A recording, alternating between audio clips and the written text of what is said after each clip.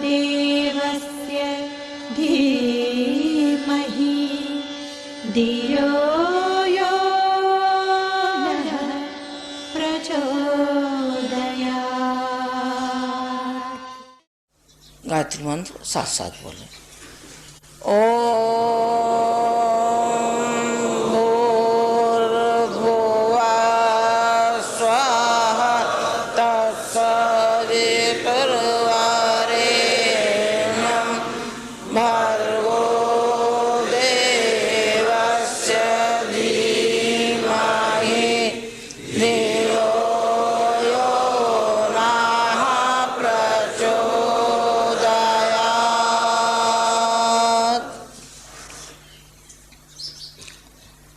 दो घड़े रखे थे। एक घड़े का मुंह ऊपर की तरफ था और एक घड़े का नीचे की ओर था। बारिश हुई। जो ऊपर की तरफ मुंह था वो भरता हुआ चला गया और जो नीचे की ओर जिसका मुंह था उसमें पानी ढलता हुआ चला गया।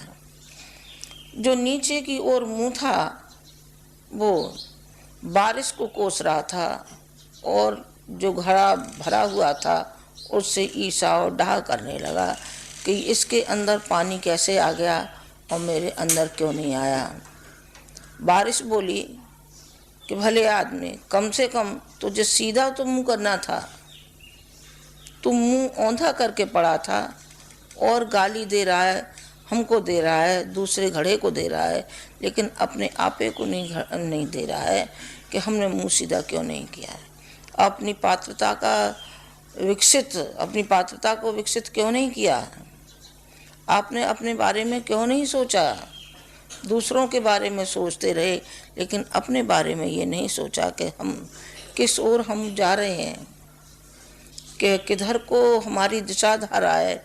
उस दिशा धारा को न सोच करके और किधर के किधर ही हम चलने लगते हैं। ये दोष किसका है? ये अपना दोष है। बारिश का दोष नहीं था इसमें। बारिश तो समान थी। वो तो पात्रता का है कि पात्र कितना बड़ा है और कैसा है, उतना ही उसके अंदर आता हुआ चला जाता है। ये कहानी किसके ऊपर है? ये कहानी आप सबके ऊपर है, हमारे ऊपर है, आपके ऊपर है कि जितना हम चाहें तो हम श्रेष्ठ से श्रेष्ठ बन सकते हैं, निकृष्ट से निकृष्ट भी हो सकते हैं। अर्जुन उठते हुए चले गए। क्या कारण था कि उठते हुए चले गए और दुर्योधन उठता हुआ क्यों नहीं चला गया? जबकि एक ही गुरु के शिष्य थे दोनों, फिर एक के साथ ऐसा पक्षपात क्यों और एक के साथ ऐसा दुराव क्यों? नहीं भाई, गुरु तो पक्षपाती नहीं होता है, लेकिन शिष्य के अंदर वो भावनाएं, वो आस्थाएं हैं कि नहीं हैं। शिवाजी उठते हुए चले गए, एकलव्य उठता हुआ चला गया, तो कैसे चला गया? आखिर उसकी श्रद्धा और उनकी भावनाओं ने उनको ऊपर उठाते हुए चले गए। भगवान का अनुदान और वरदान तो है तो सही, वो सभी के लिए समान है, पर उन अनुदान और वरदानों को संभालने के लिए भी तो कोई पात्रता चाहिए कि नहीं चाहिए? पात्रता चाहिए। समान रूप से मिलता हुआ चला जाएगा यदि आपकी पात्रता विकसित हो गई है तब।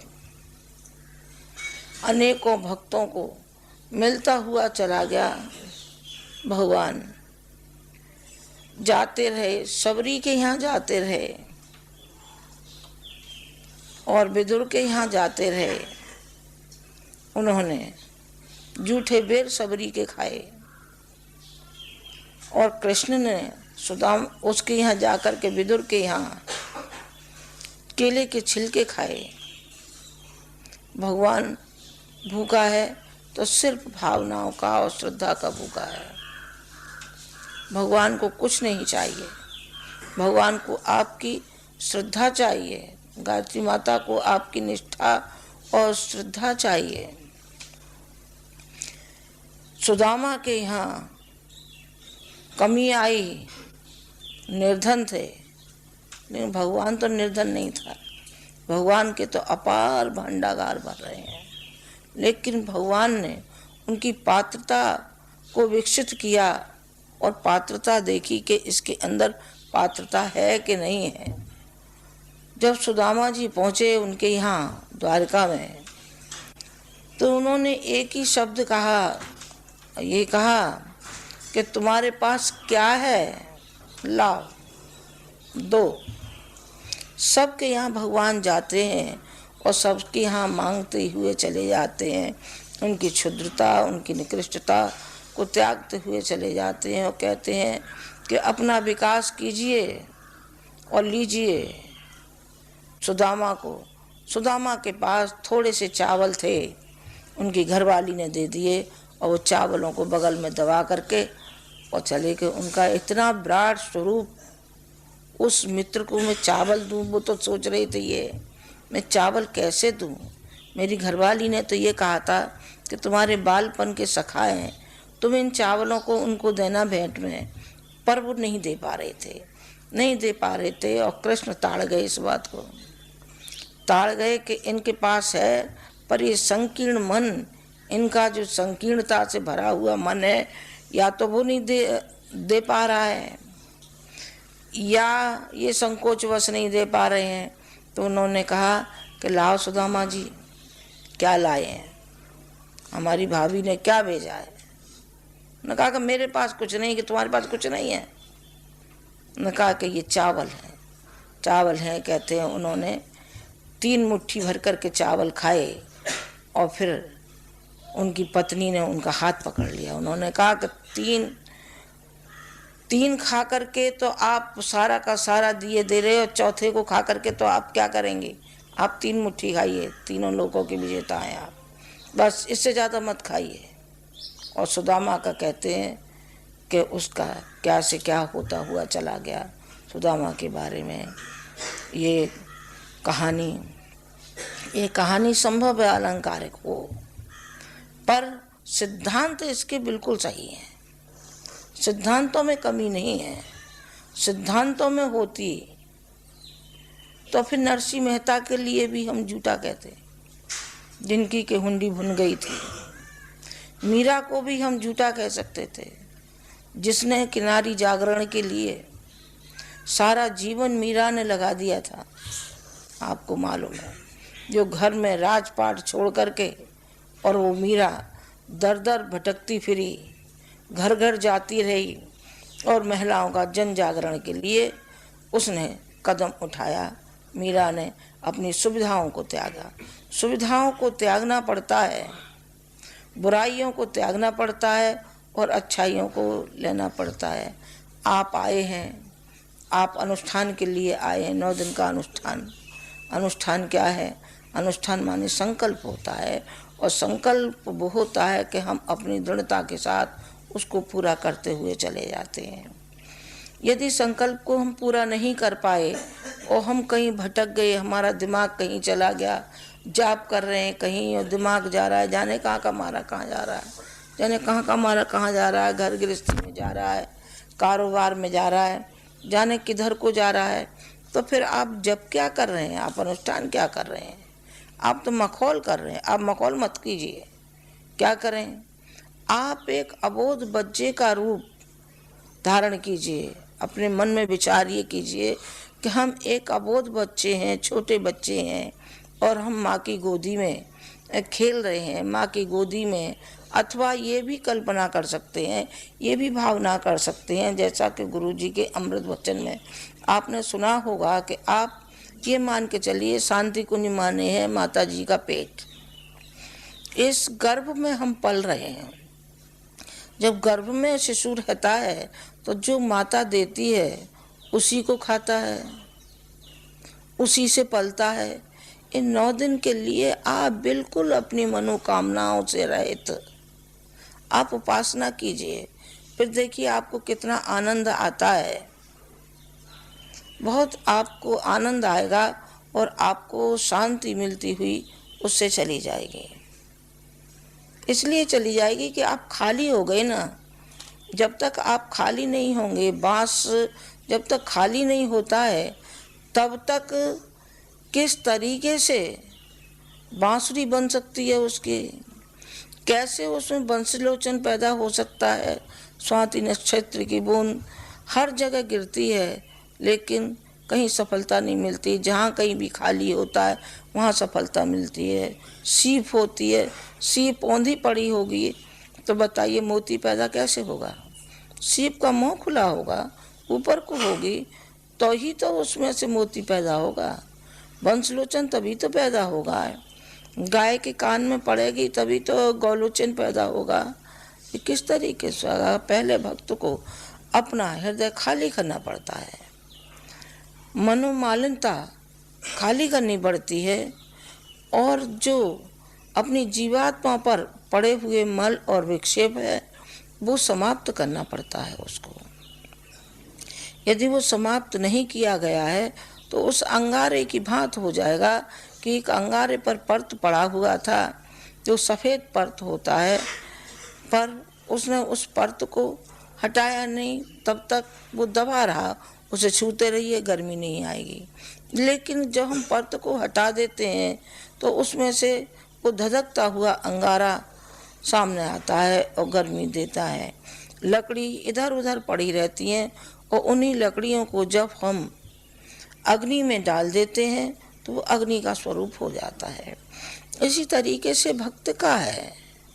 भक्त जब भगवान से जुड़ जाता है तो उसका स्वरूप उसमें आने लगता है। वो अच्छाइयाँ भगवान में जो विद्यमान है वो भगवान की अच्छाइयाँ भक्त में आती हुई चली जाती हैं। एक ही पहचान है कि इनके अंदर बुराइयों का निष्कासन हुआ अथवा नहीं हुआ। इनकी बुराइयों का निष्कासन नहीं हुआ है और अच्छाइयों को इन्होंने नहीं लिया है, तब तक इनको भक्त कैसे मान लिया जाए? तब तक भक्त नहीं माना जा सकता है। भक्त तभी होगा जब वो अनुकरण करेगा। ये शिक्षाएं हैं, ये भगवान के अनुदान और वरदान हैं जो समय समय पर भक्त को मिलते रहे हैं। मीरा को मिला, हाँ मीरा को मिला। मीरा ने कहा मेरा तो गिरधर गोपाल दूसरो न कोई। मेरा तो गिरधर गोपाल है, दूसरा कोई इस संसार में नहीं है। जब तक ये भावनाएं नहीं होती हैं तब तक उसको मिलेगा नहीं।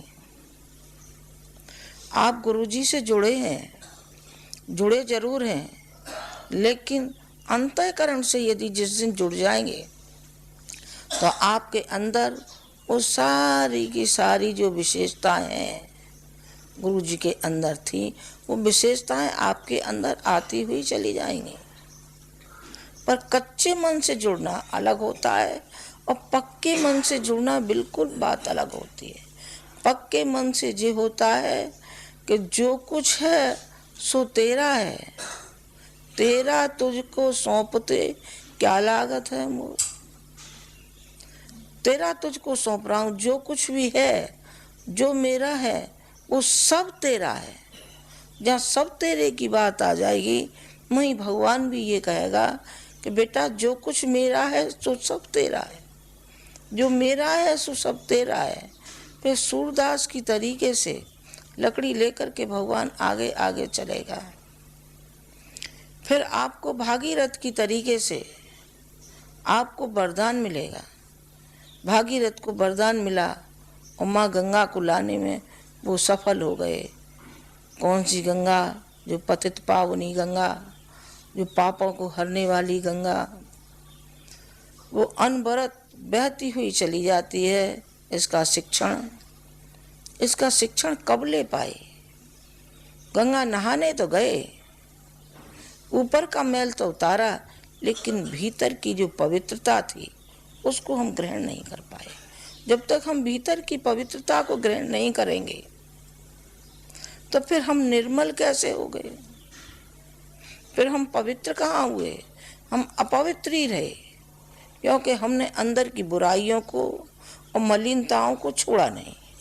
यदि हम मलिनताओं को छोड़ देते और उस गंगा की तरीके से निर्मल और स्वच्छ हो जाते, गतिशील हो जाते, कि वो सारे समाज को, सारे राष्ट्र को वो निभाती हुई चली जाती है और सारे घर घर के मैल उतारती हुई चली जाती है। इस तरीके से यदि भावनाएं आई होती तो गंगा का नहाना, सच्चा गंगा का नहाना आ जाता और गंगा आपके अंदर में प्रवेश कर जाती, जिस तरीके से रैदास के अंदर प्रवेश कर गई थी। कहते हैं कि रैदास ने फूल भेजे थे और वो फूल उन्होंने ये कहा था कि माँ गंगा को देना। माँ गंगा के हाथ में कहते हैं कि वो माँ गंगा ने दोनों हाथ फैला दिए अंजलि की तरीके से और वो फूल दोनों हाथों में आ गए। पता नहीं आ गए कि नहीं आ गए, पर ये सही हो सकता है। उनका एक और उदाहरण है कि मन चंगा तो कठौती में गंगा, कठौती में ही गंगा है मेरी। फर्ज और कर्तव्य को वो निभाते हुए चले गए। जो उनका कार्य था उन्होंने कहा कि ये भगवान का कार्य है, ये माँ गंगा का कार्य है, जो मैं कार्य कर रहा हूँ इसको छोड़ करके मेरा जाना ठीक नहीं है। माँ से कह देना कि बहुत व्यस्त है तुम्हारा पुत्र, इसीलिए वो नहीं आया है। कहते हैं किसी का कंगन एक खो गया था, तो उन्होंने ये रैदास को चैलेंज किया कि तुम भगवान के भक्त हो, तो ये बताओ ये कंगन हमारा खो गया है, तो कंगन कहाँ से आ गए। एक उनके ऊपर व्यंग था, व्यंग था, भगवान की कुछ दयन थी, कोई गंगा माँ की करुणा थी। तो कहते हैं कि उन्होंने कठौती में से निकाल के कंगन उनको दे दिया। पता नहीं, ये तो चमत्कारिक बात नहीं, मैं कैसे इस बात को अपने मुंह से कहूँ, शोभा भी नहीं देता, नहीं ये फिर चमत्कार हो जाएगा। चमत्कार नहीं बल्कि भक्त की जो विशेषता थी और उनको अनुदान और वरदान के रूप में जो मिला था उसने दे दिया। इसी तरीके से एक उदाहरण और है, एक संत थे और एक किसी कन्या का विवाह था, तो संत के पास एक व्यक्ति आया और उन्होंने कहा कि हमारी बेटी की शादी है, हमें कुछ दे दीजिए आपके यहाँ हो तो। उन्होंने कहा सारा घर देखा, कुछ नहीं था, पत्नी सो रही थी, उसके दोनों हाथों में कंगन थे। तो उन्होंने चुप से एक कंगन उतार करके और उसको अतिथि को दे दिया कि जा भाई, और तो कुछ नहीं है मेरे पास, जी एक कंगन है, इस कंगन को तुम ले जाओ। दूसरा उतार नहीं पाए। इतने में उनकी पत्नी की आंख खुल गई और पत्नी मुस्कुराते हुए पत्नी ने कहा कि ऐसे अच्छे कार्य के लिए आप यदि दे रहे हैं तो लो, ये दूसरा भी कंगन आप ले जाइए, दूसरा भी कंगन ले जाइए। जो उदारता के लिए कहा गया, इसका मतलब ये नहीं है कि हम घर से फकीर बन जाएं और घर को बिल्कुल खाली कर दें, फर्ज और कर्तव्यों को ध्यान में न रखें, लेकिन हम पड़ोस की तरफ भी हम देखें। आखिर हमारे पड़ोसी भी किस अभाव में जीवन काट रहे हैं और हम शानदार जीवन काट रहे हैं। गांधी जी का उदाहरण सुना ना कि गांधी जी जा रहे थे, गांधी जी ने एक महिला को देखा जो कि बड़ी पुरानी साड़ी पहने हुई थी, फट रही थी साड़ी। तो उन्होंने कहा कि बहन, इस साड़ी को तुम धोती नहीं हो। उन्होंने कहा कि बताइए, आपने बहन कहा है तो आप ये बताइए मैं साड़ी धोऊं कैसे। मेरे पास जब एक ही साड़ी है तो मैं एक साड़ी को धोऊंगी कैसे। उनकी बात समझ में आ गई। उनके थैले में एक साड़ी और अपनी उनकी धोती रखी थी। उन्होंने कहा कि ले, ये धोती तू ले जा और इस धोती से तू अपना तन ढक ले और इस धोती को तू धो। उसी दिन से गांधी जी ने आधी धोती पहनना शुरू किया। इसी तरीके से जापान में एक संत हुए जो उनसे कहते थे जापान का गांधी कागावा। गांधी की तरीके से उनके विचारधारा, और गांधी अपने राष्ट्रपिता हो गए और वो भी जापान के राष्ट्रपिता हुए हैं। स्वार्थ से नहीं बेटा, स्वार्थ से नहीं हुआ। स्वार्थ यदि मन में होगा तो फिर हम स्वार्थ के वशीभूत होकर के हम कुछ पा नहीं सकेंगे। स्वार्थ तो फिर स्वार्थ ही रह जाएगा। हमें परमार्थ की ओर कदम बढ़ाना चाहिए। हमारी उपासना भी सफल तभी होगी। उपासना का मतलब क्या है? मतलब एक ही मतलब है कि जो जीवात्मा परमात्मा में मिल जाए, ये समर्पण है, ये समर्पण है। उपासना भगवान के लिए की जाती है और साधना अपने लिए की जाती है। भगवान के लिए उपासना और अपने लिए साधना। अपने लिए साधना, अपने व्यक्तित्व को बनाना, व्यक्तित्व को बनाना। फिर आती है समाज सेवा की, जिसको कि आराधना कहते हैं। आराधना के बगैर हमारी साधना अधूरी है, हमारी उपासना अधूरी है। यदि हमने समाज सेवा नहीं की है तो ये दोनों चीज़ हमारी अधूरी हैं। और हमने किया है तो हम संपूर्ण व्यक्तित्व उससे बनता है। संपूर्ण इससे व्यक्तित्व बनता है। उस व्यक्तित्व को बनाते हुए चले जाते हैं तो सारे समाज को, सारे राष्ट्र को वो हमारा सहयोग मिलता हुआ चला जाता है और देते हुए चले जाते हैं। उसके बदले में सम्मान और सत्कार मिलता हुआ चला जाता है। ये आपको मालूम है, भली बात मालूम है कि जितने भी हमारे संत हुए हैं, जिनको अनुदान और वरदान मिले हैं, वो तो स्वयं निहाल हुए ही हैं, लेकिन उनके पास कुछ नहीं रहा है। गुरुजी के पास कुछ नहीं रहा। कभी भी एक नया पैसा तक उनकी जेब में नहीं रहता था। मिशन के लिए उन्होंने लाखों खर्च किए और अपने लिए वो एक नया पैसा खर्च नहीं करते थे। मैं आपको एक बात बताऊं, बहुत पुरानी बात है, शुरू की, कि मुझे लेने के लिए आगरा गए तो कुछ पड़ोस की जो लड़कियां थीं उन्होंने मुस्कुराई और उन्होंने देखा कि जो धोती पहने हुए हैं उसमें थेगड़ी लग रही है।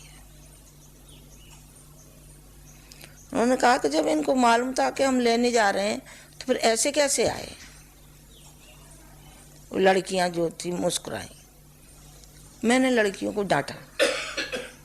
मैंने कहा तुम ये मत समझो, भिखमंगे नहीं है, गरीब नहीं है, पर हमारा रहन सहन जो है वो हमारा गरीबों का सा है, क्योंकि हमने बना रखा है। जब बना रखा है तो फिर तुम क्यों हंसती हो। उनका जो रहन सहन था, जो मैंने आपको बताया, कई बार मेरा साथ जाना हुआ तो मैंने देखा, एक बार उनकी यहाँ से लेके यहाँ तक धोती फट गई। मैंने तो अच्छी देख करके रखी थी, धो करके साफ करके। मैंने कहा ये साबित है, मुझे क्या मालूम था इतनी घिस गई है कि पहनते ही फट जाएगी। अब पहनते ही फट गई। अब मुझे बहुत शर्म आने लगी। मुझे शर्म अपने ऊपर क्षोभ भी आया कि मैंने धोती को देखा नहीं, कम से कम यूँ करके देखती, पर यूँ करके देखती तो सारी फट जाती। तो मैंने उनसे कहा कि आप धोती ऐसी पहने हुए हैं, आप दूसरी बदल लो। उन्होंने कहा देखो मीलों आगे निकले आए हैं, अब मीलों पीछे जाएं तब धोती को बदल के आवे। इसे तो ऐसी भली है, कोई नहीं देखता है। हमें धोती को देख रहा है कि हमारे व्यक्तित्व को देख रहा है। व्यक्तित्व होता है कि ये बनावटपन होता है। बनावटीपन उनके जीवन में जरा भी नहीं था। उपासना की तो उन्होंने हृदय से की, साधना की तो उन्होंने हृदय से की, और आराधना की तो उन्होंने हृदय से की। जिसमें आप लोग जुड़े हुए हैं, इनमें कई एक तो पुराने बैठे हैं जो कभी मिलते थे, उनसे बातचीत करते थे। वो भूल पाएंगे जिंदगी भर? वो बेटे नहीं भूल पाएंगे। उनको कोई भी नहीं भूल सकता है। जो भी कोई उनसे जुड़ा है और उनके समीप बैठा होगा, कभी भी वो भूल नहीं सकता है। उनके अंदर ये विशेषता थी। उनके अंदर वो चिपकने वाला मादा था, जिससे कि व्यक्ति चिपकता हुआ चला जाता था और ये कहता था कि ये तो हमारी माँ है। माँ का जैसा प्यार उनके हृदय में लबालब भरा रहता था। सेवाएं, दीन दुखियों की सेवाएं, अपने ऊपर कोई ली होगी तो ली होगी, लेकिन दूसरे को बचाया होगा, उन्होंने हमेशा बचाया होगा। उसको हिम्मत देने वाली बात हमेशा उन्होंने हिम्मत देने वाली बात कही, गिराने वाली बात कभी भी नहीं कही। जरा जरा से लड़के उन्होंने उछाल के कहाँ से कहाँ रख दिए, कहाँ से कहाँ रख दिए। जो जाते हैं उनका सम्मान होता है, गले में मालाएं पड़ती हैं। आप जानते हैं कितना उन्होंने इस समाज को और राष्ट्र को दिया है तो उसके बदले में पाया श्रद्धा पाई, और शरीर के न रहने पर भी अपार श्रद्धा। आप कहेंगे कैसे देखी जाए वो श्रद्धा लोगों में है या नहीं है? तो आप कहीं जाना जहाँ के अश्वमेध हो रहे हों, वहाँ कहीं आप जाना तो आपको मालूम पड़ेगा कि इस कदर जन समूह उमड़ पड़ता है। जहाँ सुनता है कि माता जी आ रही हैं, वहाँ इस कदर जन समूह उमड़ पड़ता है कि मैं आपसे क्या कहूँ, क्या दे करके हम उनको आते हैं, जरा बताना। वो गरीब बेचारे मिल भी नहीं पाते हमसे, उनकी इच्छा होते हुए भी पास तक नहीं आ पाते हैं, और मन में बड़ी पीड़ा होती है कि हमारा आना यहाँ बेकार रहा कि हम मिल भी नहीं पा रहे हैं। पर इन लाखों व्यक्तियों से कैसे मिला जा सकता है? मिला भी नहीं जा सकता। तो फिर ये कहना पड़ता है कि आप खुली गाड़ी लेकर के आइए, ताकि ये बच्चे कम से कम देख ही लें, शकल ही देख लें, तो उसी से अपना मन समझा लेंगे। भिलाई में तो वो भी नहीं हुआ था। उन्होंने कहा माता जी यहाँ खुली गाड़ी की नहीं कि लोग इसी पे चढ़ बैठेंगे, इसलिए चढ़ बैठेंगे। इनकी भावनाएं इस कदर उछल के आ रही हैं कि ये छोड़ेंगी नहीं। आपका मुश्किल हो जाएगा, चलना मुश्किल हो जाएगा। बिल्कुल ऐसा ही होता था। मैं तब भी थोड़ा कांच को जरा इधर उधर निगाह हुई लड़कों की, मैं जरा कांच को नीचे कर देती थी, इसी में से हाथ हिला दिया, इसी में से उन्होंने शक्ल देख ली तो थोड़ा, और फिर लड़के का भीड़ होती थी जब ऊपर कर देते थे, इसलिए कर देते थे कि अब ये तो मानेंगे नहीं तो किस कदर से ये बचाव कैसे करेंगे। पर मैं बताती हूँ, मेरे दिल में बड़ा पीड़ा होती थी, बहुत पीड़ा होती थी। ये मैंने श्रद्धा की बात कही कि किस कदर शरीर न रहने पर भी कितनी अपार श्रद्धा है लोगों में। जो भी बात कही गई है वो बात पूरी होती हुई चली जाती है। जहाँ ये कहा कि यहाँ अश्वमेध यज्ञ होगा और जी जान से लोग वहीं जुट पड़े, और उनमें शर्त लग गई कि हमारे यहाँ होना चाहिए। जी मैंने देखा उनके अंदर झांक करके, तो मैं कंट्रोल थोड़ा करती रही हूँ, करूँगी भी कंट्रोल, कि जब पास में हो रहा है तो तेरे यहाँ कैसे दे दें, और तेरे यहाँ पीछे देंगे, अभी नहीं, थोड़े दिन बाद देंगे तो सही, पर तुम्हें थोड़े दिन बाद देंगे, अभी नहीं देंगे। इतनी श्रद्धा लोगों की क्यों साहब, कैसे हो गई? इसलिए हो गई कि वो गायत्री माता के भक्त थे, गायत्री माता का साक्षात्कार था, उनके अंदर में समाई हुई थी, गायत्री माता में थे वो। इसलिए उनके प्रति लोगों की श्रद्धा थी, और लोगों की जो सेवा उन्होंने, व्यक्तियों की सेवा जो की उन्होंने, उसका वो बदला है। आप जानते नहीं जो सेवाएं और सहायताएं उन्होंने की। कल भी एक लड़की आई थी कि माता जी देखिए मुझे कैंसर हो गया था और मैं कैंसर से बच गई। यूँ तो भगवान तो है नहीं कि हम सबको बचा लेंगे। कैसे बचा लेंगे भाई? भगवान भी जब प्रारब्ध को नहीं पलट सके तो हम कैसे पलट दें? पर लग जाता है, उसको लग जाता है, नहीं लग जाता है तो नहीं लग जाता है, नहीं लगता है हाँ नहीं लगता है, और लग जाता है हाँ लग जाता है। सैकड़ों को, हजारों को लगा है, लाखों को लगा है जो कि ऐसे पीड़ा पतन में पड़े हुए थे, और उनको कहाँ से कहाँ ले जा कर के रख दिया। वो अपने को धन्य मानते हैं। जो अपने को धन्य मानते हैं उनकी श्रद्धा है बेटा, लोगों की श्रद्धा है, व्यक्तियों की, और उनका पुरुषार्थ था, उनकी भावनाएं थी, जन समूह के लिए उनकी जो भावना पीड़ा पतन के प्रति थी, वो है सारा का सारा। उसको जब तक आप नहीं समझ पाएंगे तो फिर आपकी उपासना वो सार्थक नहीं होगी। प्रत्येक अक्षर के पीछे एक सिद्धांत है, एक भावना है, एक उसमें शिक्षण है। जो गायत्री मंत्र के प्रत्येक 24 अक्षर हैं और 24 अक्षरों में जो उसमें भावार्थ भरा पड़ा है, उसको आप हृदयंगम कीजिए और फिर उन पर अमल कीजिए। अमल कीजिए। अमल यदि किया गया है तो फिर आपका समग्र व्यक्तित्व बनता हुआ चला जाएगा। समग्र व्यक्तित्व बनता हुआ चला जाएगा। वो आपने ध्यान नहीं दिया, केवल माला ही सटकाते रहे तो फिर तो आप बगुला भगत हो जाएंगे।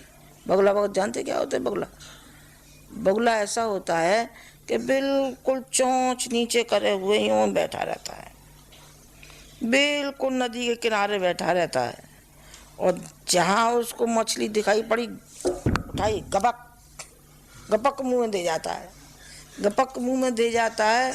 जो हमारे स्वार्थ हैं ये हमारे निष्कासित नहीं होते। मनोकामनाएं ढेर सारी लाए, जाने क्या क्या मनोकामनाएं, सबको निकाल के फेंको। आज पहला दिन है, सब मनोकामनाओं को यहीं रख जाओ, आप हमारे पास रख जाओ। एक दिन इस पर आपके लिए व्याख्यान भी होगा, नीचे लेक्चर होगा, उसमें 2 कागज़ दिए जाएंगे। एक दिया जाएगा वो जिसमें कि आपकी जाने अनजाने में बुराइयां होती रहती हैं, जो बुराइयों की ओर प्रेरित आप होते रहते हैं, जो कर्म नहीं होने चाहिए वो हमारे शरीर से और मस्तिष्क से होते रहते हैं। दूसरा कागज़ होगा जिस पे कि आप अपनी कष्ट और कठिनाइयाँ लिखेंगे, वो हमारे पास आ जाएगा। जो भी कुछ कर सकते होंगे, जो भी गुरुजी का दिया हुआ है, उसमें से जो भी कुछ आपके पल्ले पड़ेगा वो हम जरूर आपको देंगे और आपकी मदद करेंगे बेटा। पर आप बिल्कुल खाली हो जाइए, बिल्कुल खाली हो जाइए। इस वातावरण में आप पकिए। ये कुम्हार का अवा है, कुम्हार के अवे में बर्तन पकते हैं। यदि बर्तन कच्चा रह गया है तो उसमें से पानी निकल जाएगा, क्योंकि वो कच्चा रह गया। पक गया है तो पानी उसमें ठहरेगा। इसी तरीके से अपने भाग्य को दोष नहीं देना है, बल्कि अपनी क्रिया को दोष देना है कि हमारे जो हम क्रिया करते हैं, जो हमारे अंदर दोष और दुर्गुण हैं, उसको धिक्कारिए, आप उसको निकालिए। नहीं तो वही कहावत आ जाएगी कि चलनी में दोहे और कर्म टटोवे। कर्म को भाग्य को कोसता है और अपने कर्तृत्व को नहीं देखता कि हमारा कर्तृत्व क्या है। अपने कर्तृत्व के ओर देखिए, फिर देखिए आपका कैसा शानदार जीवन होता है। ऐसा शानदार जीवन होगा कि आप भी निहाल हो जाएंगे और समीपवर्ती जो भी और हैं वो भी निहाल हो जाएंगे। गुरुजी एक कहते, अब मैं जरा हंसा भी दूँ, इतनी देर से गंभीर होता जा रहा है। गुरुजी उदाहरण दिया करते थे। मैंने एक बार कहा कि इसका मायने मतलब क्या होता है भाई, आप जरा बताइए। कि मुझे मायने मतलब से क्या करना, मुझे तो सब चीज़ अध्यात्म से जोड़नी है। वो एक उदाहरण दिया करते थे, बहुत ही देते थे उसको। कौन सा देते थे? ये कहते, मेरे पैरों में घुंघरू बंधा दो कि फिर मेरी चाल देख लो। मैंने कहा ये क्या गाना है? मैंने कि फिर गाना, उन पर गाना तो आता नहीं था, मुझ पर तभी थोड़ा बहुत टूटा फूटा आता है, उन पर गाना नहीं आता था। इसीलिए गाना मुझे सिखाया उन्होंने कि नहीं तुम सीख लो, मुझसे तो नहीं आया। मैंने तो तानपुरा लिया, सो सीखा। थोड़े दिन में वो बोला सिखाने वाला, गुरुजी आप रहने दो, माता जी सीखना चाहें तो वो सीख सकती हैं। उन्होंने कहा कि तुम्हें कैसे मालूम माता जी सीख सकती हैं और मैं नहीं सीख सकता? कि देखिए आपका इसमें राग कुछ मिलता ही नहीं है, मिलता नहीं है। तो उन्होंने खूंटी पे टांग दिया, खूंटी पे टंगा रहा, थोड़े दिन तो टंगा रहा, धक्का लगा से टूट गया। मैं तो फिर बाजा लाई आगरा से लाई, तो मुझे कुछ शौक भी था तो थोड़ा बहुत मैंने सीख भी लिया। 2-1 महीने सीख लिया, तो वही चल रहे हैं मेरे, वही चल रहे हैं। तो बराबर उसको कहते थे कि मेरे पैरों में घुंघरू बंधा दो कि फिर मेरी चाल देख लो। चाल देख लो, अथवा वो हमें वो भगवान की शक्ति मिल जाए और फिर हम उस शक्ति को पा करके और फिर हम उस तरीके सा नाच भी नहीं नाच सके, पैरों में घुंघरू बात। तो मैंने कहा मैंने कहा ये तो संघर्ष खेल का है, आप क्या कह रहे हैं, ये मत कहो। उन्होंने कहा होगा संघर्ष का होगा कि चाइनीज का होगा, पर मुझे तो उदाहरण में अच्छा लगता है, इसलिए मैं कहता हूँ बेटा, जीवन जीना है तो एक खिलाड़ी की तरीके से जियो। खिलाड़ी की तरीके से स्टेज पे आते हैं तो मखौटे लगा लगा के आते हैं, कोई राम बन के आता है, कोई कृष्ण बन के आता है, कोई क्या बन के आता है, कोई क्या बन के आता है। तो क्या वस्तुतः वो कृष्ण है, राम है? न वो राम है न वो कृष्ण है, वो मखौटा है। अपने जीवन को एक खिलाड़ी की तरीके से मान लीजिए तो आपका संतोष में जीवन कटता हुआ चला जाएगा। दीन दुखियों की सेवा के लिए फिर आपके अंदर एक पीड़ा पैदा होगी और उस पीड़ा को लेकर के जब आप जाएंगे तो रामकृष्ण परमहंस की तरीके से, जिस तरीके से रामकृष्ण परमहंस से एक पादरी ने पूछा और ये कहा कि आप कालीमय हैं, हमने सुना है, क्या भगवान को आप दिखा सकते हैं? उन्होंने कहा कि भगवान इन चर्म चक्षुओं से नहीं देखा जा सकता, लेकिन एक रूप में भगवान को हम देख सकते हैं। वो कौन सा स्वरूप है? उन्होंने कहा कुटिया में आ जाना, आपको दिखा दिया जाएगा। और उनको दिखा दिया, एक कोढ़ी की सेवा करते हुए। जिस तरीके से माँ अपने बच्चे की सेवा करती है उस तरीके से उन्होंने, परमहंस ने सेवा की और देखा कि माँ बिल्कुल, ये तो माँ काली में ही है। वो चरणों पर गिर पड़ा। इस तरीके से उन्होंने, एक और उदाहरण है कि उन्होंने विवेकानंद से ये कहा, विवेकानंद ये कटोरे में शहद रखा हो और तू मक्खी हो, तो तू ये बता कि तू शहद को अंदर से पिएगा कि पास से ही होगा?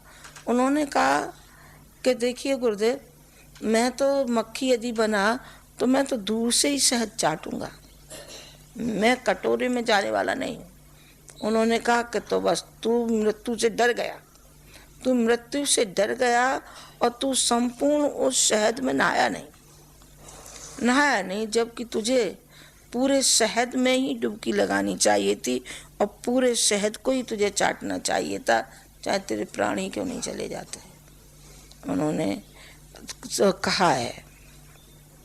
यही बात आपके ऊपर भी लागू है कि आप आए हैं तो इस वातावरण में ऐसे घुल जाइए कि बस दीन दुनिया और तुम्हारे सामने कुछ रहे ना आपकी मनोकामना कोई है, ना आपका कोई दुख कष्ट है। आप सही मानना कि जो भी आप दुख कष्ट लेकर के आए हैं आपके कम होने वाले हैं, कम होंगे ही, इसमें दो राय नहीं है। पर शर्त यही है कि आपकी मनोभूमि कैसी है। मनोभूमि इस लायक है आपकी कि आपने यहाँ जो भोजन किया है वो आपने प्रसाद का रूप धारण किया है, तो आपको बल मिलता हुआ चला जाएगा, आपकी बीमारी कम होती हुई चली जाएगी। देख लेना आप कि आपकी बीमारी कम होती हुई चली जाएगी। इस वातावरण में पकिए। ये वातावरण बड़ी मुश्किल से गुरुजी ने बनाया, अपनी तपश्चर्या से, अपनी साधना से, अपनी आराधना से इस वातावरण को बनाया है जहाँ अखंड दीपक है। अखंड दीपक के पास उन्होंने 24 लक्ष्य के 24 पुरुषण किए। आपको भी इसी तरीके से आपको चलना है। भगवान करे आपकी उपासना फलीभूत हो, पर फलीभूत तभी होगी जब आप अपने अंतःकरण को साफ सुथरा इस हृदय कमल को खिलने दीजिए ताकि गायत्री माता आके आपके हृदय कमल पर विराजमान होती हुई चली जाए। हृदय में आपके कूड़ा कबाड़ा भरा होगा तो फिर बताइए किस तरीके से गायत्री माता आएंगी आपके पास? वो नहीं आएंगी। वो बहुत होशियार है, दयालु भी हैं, करुणामय भी हैं, सब कुछ है, पर होशियार भी बहुत है। उनसे ज़्यादा होशियार भी कोई नहीं है। वो गंदे गलीज पे नहीं बैठती, चूहे पे नहीं बैठेंगी, कबूतर पे नहीं बैठेंगी, वो हंस पे बैठेंगी जो विवेकशील होता है, नीर और चीर का, जिसको विवेक होता है, ज्ञान होता है, उदार होता है, उसके ऊपर आकर के गायत्री माता बैठेंगी। आप हंस बनने की कोशिश करना, आप कौवा बनने की कोशिश मत करना, आप हंस बनिए। आप हंस बनिए ताकि आपके कंधे पे आकर के गायत्री माता बैठे। जिस उद्देश्य को आप लेकर के आए हैं और 9 दिवसीय सत्र करने के लिए आए हैं, तो आपको उसमें सफलता मिले। इन्हीं शब्दों के साथ मैं अपनी बात समाप्त करती हूँ। ओम शांति।